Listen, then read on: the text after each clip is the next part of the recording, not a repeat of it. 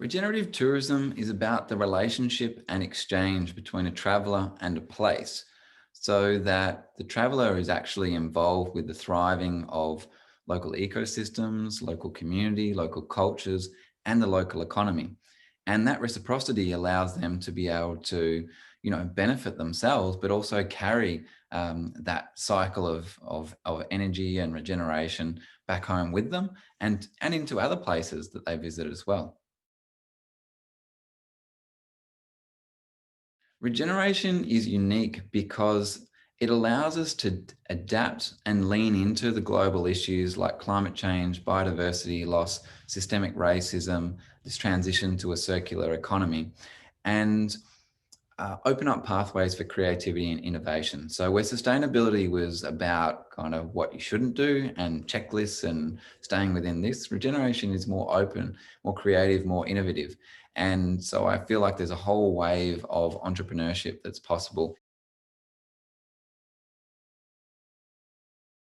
One of the projects that we're involved in through regenerative tourism is the Great Victorian Bathing Trail. So it's the vision for a 900-kilometre long tourism route that would link hot springs, mineral springs, and sea bars right across Victoria's southern coastline. And then radiating from each of these wellbeing hubs are all kinds of other wellbeing experiences. So they might be food experiences, they might be First Nations cultural experiences, guided walks, yoga retreats. And so what you end up with is this corridor, complete corridor of regeneration, benefiting the businesses themselves, but also benefiting the regions that they sit within.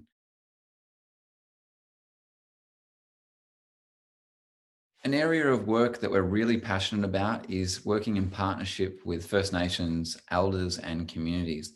An example is that the Wukalina Walk down in Tasmania, up along Larapuna, or better known perhaps as the Bay of Fires. It's a 4-day cultural walk guided by the Palawa community.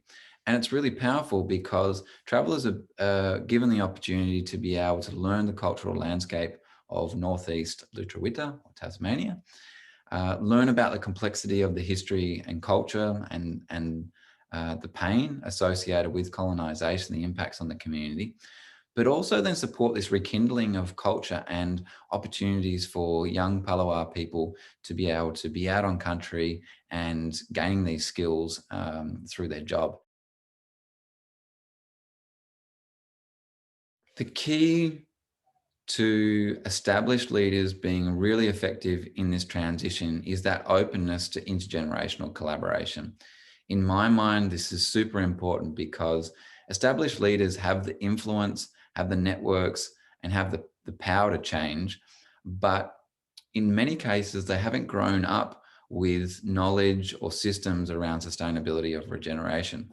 But younger people have. And so you've got this potential to collaborate and work across generations and also across cultures, in particular with First Nations cultures, and in places like Australia where you've got that diverse multiculturalism as well. All of these threads need to be able to come together, but it starts with the openness. There's this value shift that's happened. And if we're able to combine this value shift, which is often slowing down, deeper connection with nature, a reassessment of what it means to be successful and what it means to live in our local communities, then we're able to send the industry down a different trajectory. And that then lays the foundations of a different economy, a more regenerative economy. And that's going to serve generations, well into the future.